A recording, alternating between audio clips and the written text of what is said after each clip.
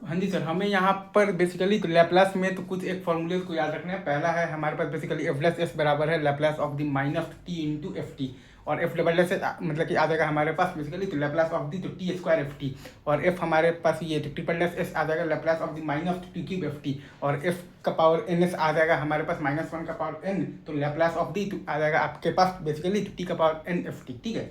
ये चीज़ अगर आप यहाँ पर बेसिकली तो समझ गए हैं, तो इसी से एक मिलता जुलता आ जाता है आपके पास कि Laplace inverse of the f s बराबर आता है minus one by T Laplace inverse of the F plus S, और लैपलास ऑफ दी आपके पास बेसिकली मतलब तो क्या एफ टी बाई टी जो है वो आता है आपके पास basically integral from s to infinity f s into d s. ठीक है, Laplace of the f t by t आता है आपके पास basically integral from s to infinity f s into d s, और इसी से मिलता जुलता एक आ जाएगा आपके पास बेसिकली तो क्या आ जाएगा तो Laplace inverse of the basically f s बराबर टी टाइम्स आ जाएगा आपके पास तो Laplace inverse of the integral of the f s into d s from s to infinity. ठीक है,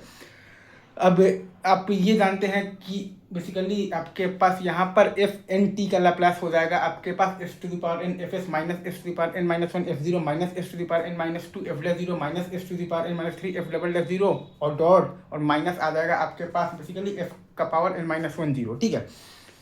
और ऑब्वियसली अगर आपके पास basically integral of the f t d t from zero से टी का लैपलास आता है आपके पास एफ एस बाई एस, और अगर दो बार इंटीग्रेशन है तो f s by s square, और अगर आपके पास तीन बार इंटीग्रेशन है तो f s by s cube. ठीक है, अच्छा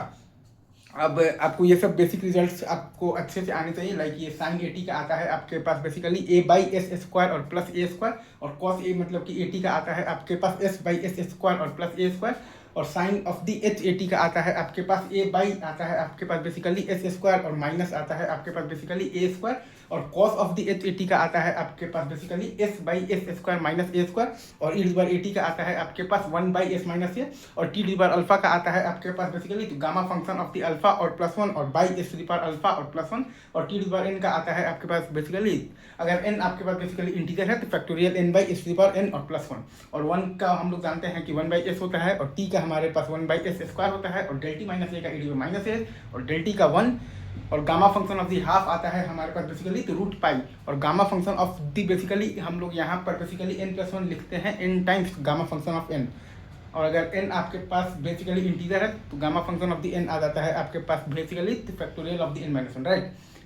अब ये हम लोग बेसिक मतलब जो डिफिनीशन होता है लैपलास ट्रांसफॉर्म का वो हम लोग जानते हैं कि एफ एस बराबर आता है हमारे पास बेसिकली इंटीग्रल फ्रॉम जीरो से इन्फिनिटी ई टू माइनस आता है basically F t into d T, right. फिर वो सब फॉर्मूले हैं जो कि हम लोगों ने पहले से ही ऑलरेडी तो लिख रखे हैं। अच्छा, अब ये तो नया इसमें ये है कि f t minus a into e t का लैपलास होता है आपके पास बेसिकली ई टू माइनस आता है आपके पास a s into f S.